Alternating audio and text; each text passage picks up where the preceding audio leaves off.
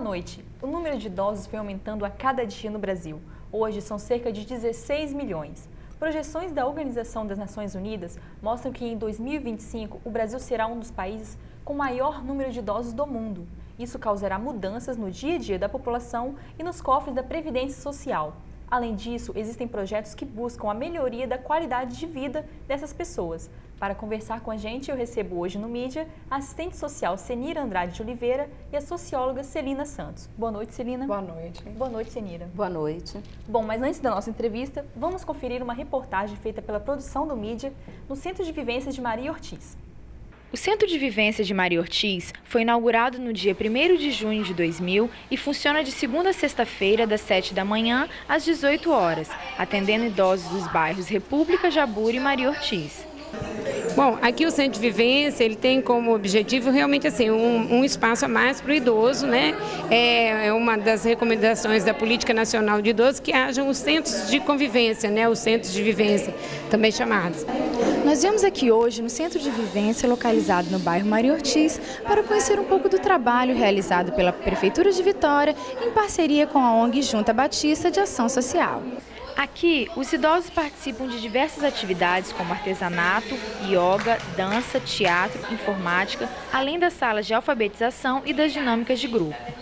Eu frequento o clube já tem quase 20 anos. E eu gosto dessa convivência com a turma, eu gosto. Me sinto bem. Cheguei aqui e gostei muito, aqui tem muita coisa boa. Porque eu acho que a gente distrai a cabeça. A gente faz discussão, faz reunião. Eu participei porque a gente nessa idade, a gente precisa de uma certa terapia, né? Aqui tem umas ginásticas para a gente fazer. E eu sempre gostei de uma atividade. Através dos próprios depoimentos a gente nota, né, a elevação da autoestima, né? Que eles encontram outros, né, com os mesmos problemas e que escutam eles, né, que os escutam e a depressão vai embora.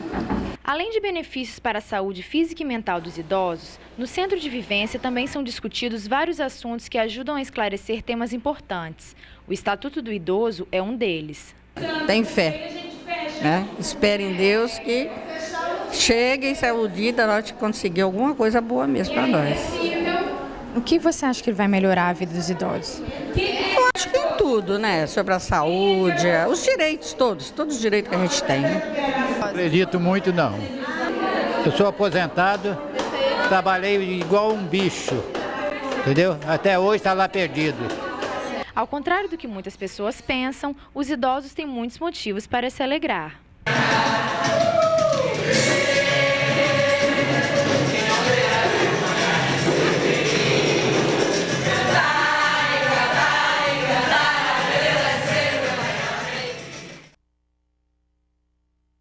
Celina, como a sociedade trata os idosos hoje? Olha, hoje a sociedade brasileira tem tratado os idosos com um pouco mais de respeito. A gente vê que os idosos conseguiram uma grande conquista, que foi a aprovação pelo presidente da República, Luiz Inácio Lula da Silva, do Estatuto do Idoso. Mas isso não quer dizer que a gente deva simplesmente ficar tão feliz assim, porque entre a aprovação do Estatuto e a realidade concreta, percebemos que há muitas políticas públicas ainda a ser promovidas para assistir aos idosos. Sem contar que a nossa sociedade precisa passar também por um processo de conscientização, né, de quem são os nossos idosos, qual o tratamento necessário que eles devem receber. Né, isso tudo numa tentativa de diminuir o preconceito e de reconhecer que o papel do idoso na nossa sociedade, ele é um papel de importância do ponto de vista cultural, né, porque a nossa sociedade, tradicionalmente falando, o idoso sempre teve um papel de transmissão de valores, transmissão de conhecimento, né, e na nossa sociedade capitalista esse valor foi sendo cada vez mais diminuído, dado a inutilidade do trabalho do idoso dentro das empresas. Mas o que ocorre é que os idosos na nossa sociedade ainda se mantêm, né, no trabalho, mesmo depois da aposentadoria, como complementação da renda familiar, e 53% dos idosos hoje mantêm os lares familiares, né, da sociedade brasileira. E você, Celina, o que você acha? Como a sociedade trata esses idosos hoje? Eu concordo com a Celina. Eu vejo que a sociedade ela tem passado por um processo de transição na sua forma de tratamento ao idoso, mas ainda não alcançamos o tratamento ideal, né, que seria uma velhice cidadã, uma velhice digna para todos os idosos, independente da classe social a qual esse idoso pertence. Então, eu acho que nós estamos aí, a Celina pontuou muito bem, com a aprovação do Estatuto do Idoso, que passa a ser implementado, entra em vigor a partir de janeiro de 2004, e esperamos, né, que com isso o idoso possa alcançar, chegar um pouco mais próximo da sua cidadania plena. Celina, você tem um trabalho sobre a instituição da velhice, institucionalização da velhice. Como que é esse trabalho? Explica pra gente. Na realidade, essa foi uma monografia de graduação, né, na minha área, que é Ciências Sociais, eu estudei na UFES, e nessa monografia eu discuto, eu fiz um trabalho de campo, mas na realidade a monografia é uma discussão bibliográfica sobre qual é a função da instituição asilar na sociedade brasileira. E há uma séria discussão nas ciências sociais, dentro da antropologia, dentro da sociologia, dentro da própria psicologia do serviço social, né, discutindo que o idoso ele é responsabilidade social, ele é responsabilidade de quem? Da família, do Estado.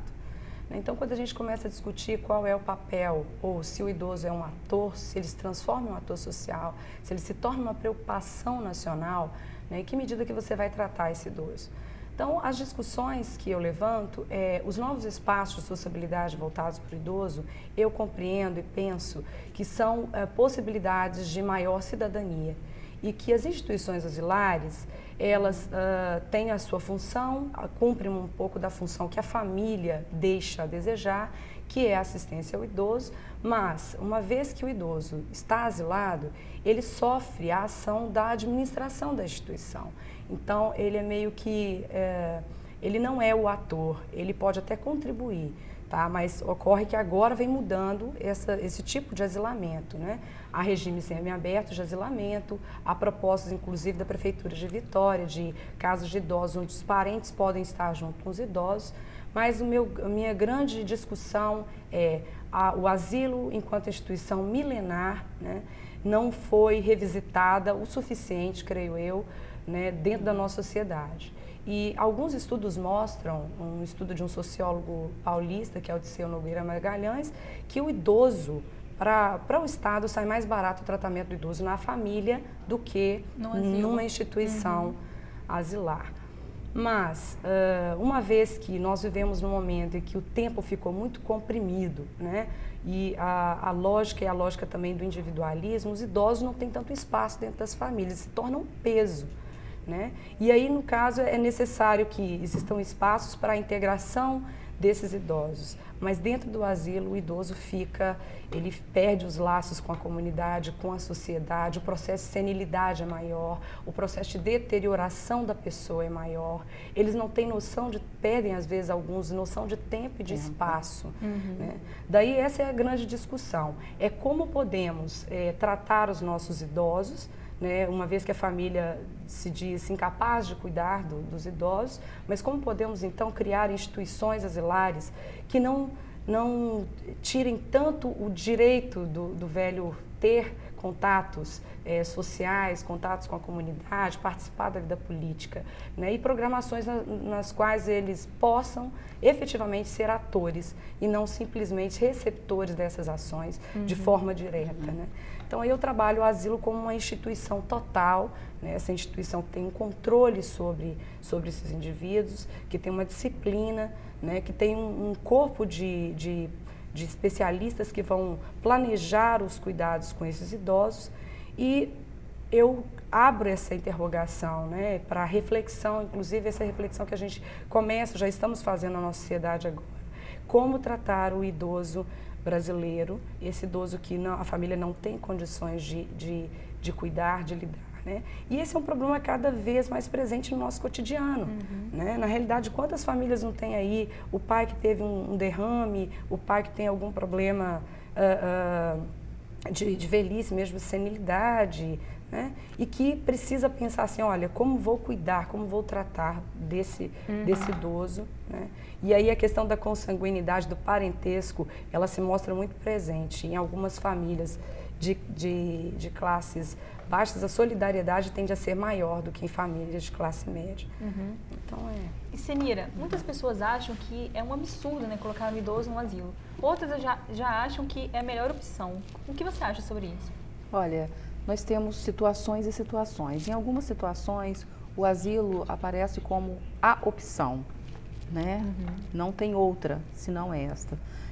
Em outros casos, a opção do asilo aparece como uma negligência mesmo da família, que não quer cuidar, que nega esse cuidado ao seu velho e aí o coloca num asilo como forma de punição ou como forma também de estar se livrando de um peso, de um fardo, né? Em outras situações, a família não tem condições. Há situações em que o idoso opta em ir para o asilo. Por quê? Ele está vivendo na família maus tratos, outras espécies de negligências, então ele prefere ir para uma instituição. Então nós não podemos generalizar asilo sim, asilo não, né? A gente não pode pensar de forma polarizada. Eu acho que a Celina pontua muito bem quando fala que o asilo enquanto uma instituição milenar não foi revisitado. Então hoje nós temos que pensar qual é o modelo ideal de asilo para a atual conjuntura, né? O que é digno hoje em termos asilares para a vivência, para o idoso viver, né? Então precisamos modernizar os tipos asilares existentes. Então o asilo precisa ser revisitado, né? Então nós não podemos simplesmente dizer não, né? Porque nós temos casos em que há necessidade sim. Senira, a Prefeitura de Vitória pretende construir o Centro-Dia, que os idosos vão para lá durante o dia e voltam para casa somente para dormir. O que você acha sobre isso? Olha, eu acho que é uma ideia, né, uma proposta interessante, necessária, porém, eu não conheço a proposta na íntegra. Eu acho que teríamos que ver, né, que centro-dia é esse. Se for um centro-dia para funcionar como um espaço onde os idosos vão estar durante o dia e à noite vão para casa, mas durante esse dia eles não vão ter o que fazer, né? Então é muito importante que esse espaço seja um espaço também de elevar, de descobrir as potencialidades desse idoso para que ele possa ter um crescimento dentro desse espaço, né? Não fique apenas como se fosse a creche do vovô, né? Então tem que ser um centro-dia com possibilidades de entretenimento, de labor, de conhecimento para esse idoso. A ideia, a proposta é muito boa, é interessante. Acho muito bom que a Prefeitura possa, de fato, viabilizar essa ideia, tá? Eu acho que é necessário. Temos demanda para isso, sim, aqui no Espírito Santo e vai ser muito bom. Celina, o Estatuto do Idoso demorou 7 anos para ser aprovado. Por que você acha que demorou tanto para essa aprovação? Olha, como eu disse, a sociedade brasileira, até então, ela não tinha visibilidade desse crescimento demográfico dos idosos, né? O idoso, no século XIX, ele praticamente não aparece. Aqui no estado do Espírito Santo, eu fiz uma pesquisa na pós-graduação em História e tentei levantar o papel do idoso, onde é que estavam localizados os idosos no século XIX. Então, os idosos quase não eram percebidos, quase não eram vistos, né? Quando é que começa essa discussão? A partir da década de 80, principalmente na década de 90, quando os próprios idosos aposentados começam a fazer manifestações políticas, né? Teve lá a passeata pelo 147%, né, em 91. Então ele começa a ganhar visibilidade na nossa sociedade a partir da década de 90. Por quê? Né? Porque a discussão continua sendo essa, né? Vai pesar nos cofres do governo, né? As políticas que existem não conseguem atender a essa demanda dessa população que vem crescendo e que parece que ainda não tinha se tornado visível na sociedade brasileira. E o processo de envelhecimento no Brasil, ao contrário, por exemplo, da França, né, de alguns outros países da Europa, ele se deu muito rapidamente, né? A população da França, por exemplo, foi envelhecendo gradativamente. O nosso país envelheceu muito rápido. Na década de 40, a expectativa de vida era de 40 anos. Né? Hoje nós temos uma expectativa de vida com mais de 60 anos. Ou seja, essa pirâmide etária, ela cada vez mais cresce o polo dos velhos, dos idosos, diminui o polo das crianças e dos jovens, né? E a nossa população idosa, então, ela começa a reivindicar. Então, ao mesmo tempo que ela é ator, ela é sujeito, né? Ela também se torna um alvo de políticas públicas, de ações. Então, só ganha visibilidade, de fato, né? Começa a ganhar visibilidade a partir da década de 80 e de 90. Né? Demorou bastante, sim, né? Mas essa questão, é necessário que tanto os atores quanto aqueles que estão dispostos a pesquisar, a estudar, a pensar a realidade brasileira, consigam levantar esse assunto. É isso que está acontecendo agora com o Estatuto do Idoso, né? Na mídia, com as telenovelas, né? Alguns documentários, a preocupação dentro das próprias academias de estudar o idoso tem sido constante.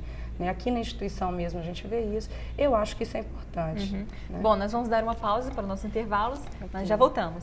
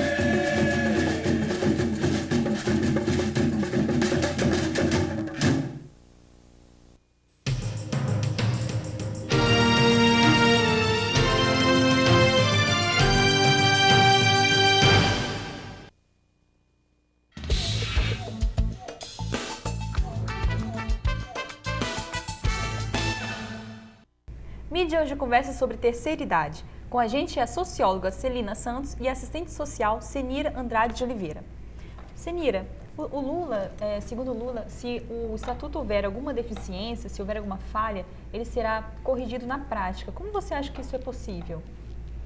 Olha, a aprovação do estatuto aconteceu em virtude de um movimento organizado dos setores, dos conselhos, da própria população idosa que se organizou e lutou para viabilizar, né, e aprovar o estatuto. Eu vejo o seguinte, muitas coisas, né, ainda precisam ser acrescidas a esse estatuto.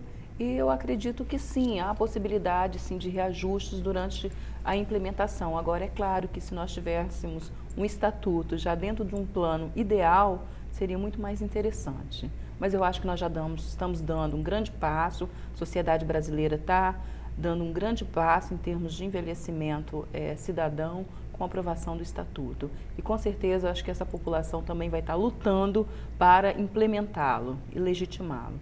E Celina, você acha que com essa aprovação do estatuto, os direitos dos idosos vão estar assegurados agora? Eles vão ser cumpridos?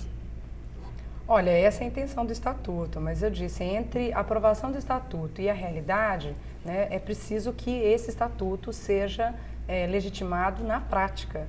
Então, ele precisa ser efetivado na prática. E aí eu coloco que a situação hoje da sociedade brasileira em relação aos idosos ainda é de preconceito, ainda é de discriminação, ainda é de exploração. Né? Então, eu acredito que o estatuto, uma vez que já foi aprovado, agora é a gente batalhar para que ele seja, e aí a sociedade civil tem que estar engajada nisso, os conselhos estaduais, municipais de idosos, né? E os próprios idosos engajados nisso para fazer valer os seus direitos. E é importante que os idosos tomem consciência do estatuto, do que rege o estatuto, para que eles também busquem fazer cumprir os seus direitos. Senira, o governo estava exigindo que os idosos acima de 90 anos, né, se apresentassem no INSS para recadastramento, para provar que estavam vivos. Só que isso provocou uma polêmica muito grande. Você não acha que essa exigência do governo Ela contradiz o próprio estatuto. O estatuto? Com certeza. Eu acho que já foi colocado pelo próprio ministro, né? Ele se desculpou, pediu desculpas à população e ao presidente Lula ao retornar da África, mas o recadastramento continua. Acho extremamente insano que as coisas aconteçam dessa forma, deveria se ter dado um prazo mais longo para que isso acontecesse, mas pelo menos os pagamentos foram desbloqueados. Né, os pagamentos também estavam bloqueados e seriam pagos mediante o cadastramento. Então, isso pelo menos foi liberado e minimizou um pouco aquele frisson inicial da corrida aos postos para poder fazer o cadastramento. Sinira, você desenvolve um programa de universidade aberta para a terceira idade na UFES, né? Explica melhor esse projeto. Olha, o programa Universidade Aberta Terceira Idade, como o nome diz, ele está realmente aberto, ele é público, voltado para a população acima de 50 anos, de toda a Grande Vitória, do interior do estado, quem tiver interesse. E funciona às quintas-feiras à tarde, de 14 às 17 horas. E o objetivo maior do programa, em sendo a universidade uma instituição de ensino, nosso objetivo maior é o conhecimento e nós temos uma filosofia que é a expansão da cidadania e da subjetividade. Nós acreditamos que o idoso, a partir do momento que ele amplia a sua subjetividade, ele vai lutar também mais pelos seus direitos. E aí vai acontecer o fenômeno que nós chamamos de empoderamento. Ele vai se sentir com mais poder e realmente vai mais poder, porque ele vai ter mais conhecimento. A Celina acabou de dizer da importância dos idosos terem consciência e conhecimento, primeiro conhecimento, depois a consciência sobre o estatuto. Isso é fundamental. Então, lá no programa, nós temos alguns módulos que vão tratar disso, onde nós vamos acessar conhecimentos a esses idosos para que eles, a partir desse conhecimento, possam lutar pelos seus direitos. E nós temos, assim, 8 módulos funcionando, voltado para memória, história e cultura, organização social na terceira idade, qualidade de vida na terceira idade, educação e saúde na terceira idade, corpo, arte e cultura, corpo e movimento, dança sênior e atualização de conhecimentos. Tá? São esses os módulos, o programa está aberto. E quem tiver interesse é só procurar o NEAT, que é o Núcleo de Estudos e Assessoramento à Terceira Idade. Não sei se cabe falar o telefone para quem tiver interesse. Pode falar. É o 3335-2609, no período da tarde. Tá? Quem tiver interesse pode estar ligando, vai ser um prazer receber. Hoje nós temos cerca de 200 alunos da terceira idade no programa e temos a atuação de vários profissionais, médicos, enfermeiros, assistentes sociais, profissionais da área de educação física. Né? São vários profissionais colaborando. É um programa de extensão. Tá? Celina, a sociedade nega muito a sexualidade dos idosos. Como você vê isso? Olha, não tem como negar a sexualidade dos idosos. Tem uma pesquisa muito interessante de uma antropóloga do Sul, da Flávia Mota, que ela mostra que as idosas da LBA, elas vivem a sua sexualidade, logicamente, diferentemente dessa sexualidade da juventude, né? Mas elas experimentam uma outra sexualidade que elas próprias, a própria velhice faz com que eles recriem e repensem a sua sexualidade. Então, os velhos, os idosos, desculpa a expressão velho, os idosos não são assexuados, né? Eles têm desejos, eles têm prazeres, daí o forró, aquele corpo coladinho, a vontade de ir para as festas, né? A vontade de dançar e de estar com as pessoas, né? Isso mostra que os velhos, na realidade, os velhos, desculpa a expressão novamente, os idosos, eles sentem necessidades como qualquer outro ser humano. Só que eles aprendem, devido até à própria degradação do corpo físico, né? Eles aprendem a viver sexualidade de outra forma.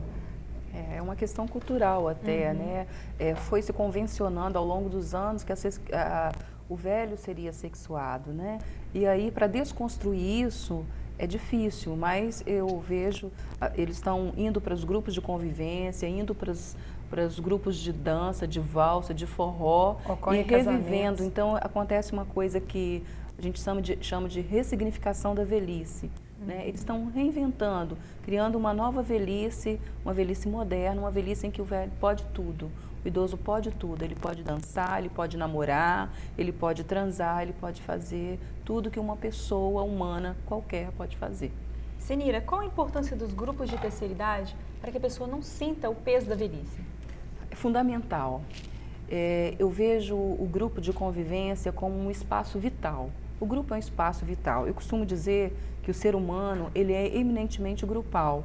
E esse acontecimento do grupo de convivência para pessoas idosas, uma coisa fundamental que aconteceu, porque as pessoas estão quebrando a rotina, estão saindo de casa, quando elas se param tal dia para poder ir ao grupo, elas já vão tomar um banho diferente, já vão pintar o cabelo, vão se cuidar para ir ao grupo, porque lá no grupo vai encontrar com outro, com um companheiro, com um colega. Então isso é muito bom, isso é importante para a autoestima da pessoa, é importante para ter uma ocupação no seu cotidiano, principalmente aqueles idosos que estão com tempo ocioso. Então o grupo vem a preencher esse espaço. Eu tenho uma grande preocupação, né, eu acho que não é só minha, de vários estudiosos da questão do envelhecimento, é a questão do grupo não se tornar um gueto. Né, um espaço extremamente fechado para pessoas idosas e com isso essas pessoas não têm uma inter-relação com as outras faixas etárias. Mas, assim, em se tomando esse cuidado, o grupo continua sendo assim, um espaço fantástico, extraordinário para o crescimento, para a descoberta de potencialidades, para a afetividade principalmente e para a saída da solidão. Né?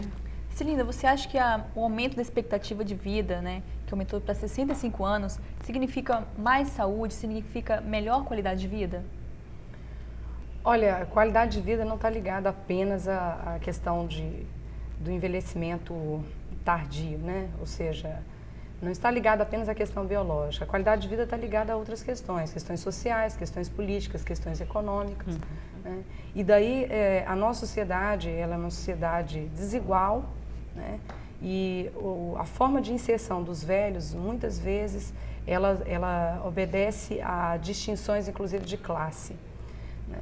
Então, daí se é mais qualidade de vida, isso pressupõe qualidade de vida, que qualidade de vida que nós estamos falando?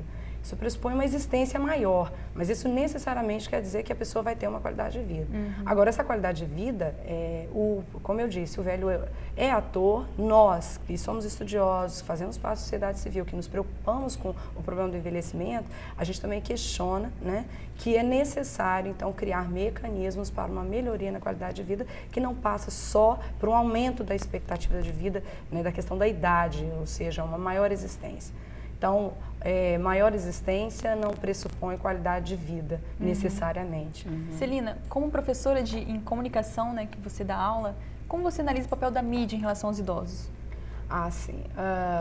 Bem, até a década de 70, o que os estudiosos que estudam o papel do idoso na mídia discutem é que tínhamos uma percepção do velho, aquele velho degradado, né? Aquele velho que tem problema de audição, aquele velho que tem dificuldade para falar, né? Ou então aquela velha que fica sentada na cadeira de balanço tricotando. A partir da década de 80, a gente percebe que há uma mudança muito interessante no tratamento da mídia aos idosos. Né? O velho já passa a ter uma postura de um ser mais ativo, de um ser atuante, mas ainda convivemos com esses dois tipos de tratamento. Um tratamento ainda que mostra um velho com problemas devido ao avanço da idade, né? Problemas físicos, né? Auditivos e tal. E, ao mesmo tempo, dependendo da necessidade do mercado, né, ou do consumo para o qual está voltado, trabalha-se mais, então, a percepção de um velho ativo, um velho agente, um velho que corre na praia, um velho saudável, né, muito em propagandas de banco, de automóveis. Obrigada, Celina. Obrigada, Senira. Okay. E para encerrar, uma informação importante. Os idosos que se aposentaram até o dia 21 de novembro de 98 podem pedir revisão do valor das aposentadorias. O prazo vai até o dia 5 de dezembro. É só procurar um dos postos do INSS. Bom, o Mídia fica por aqui e até a próxima semana.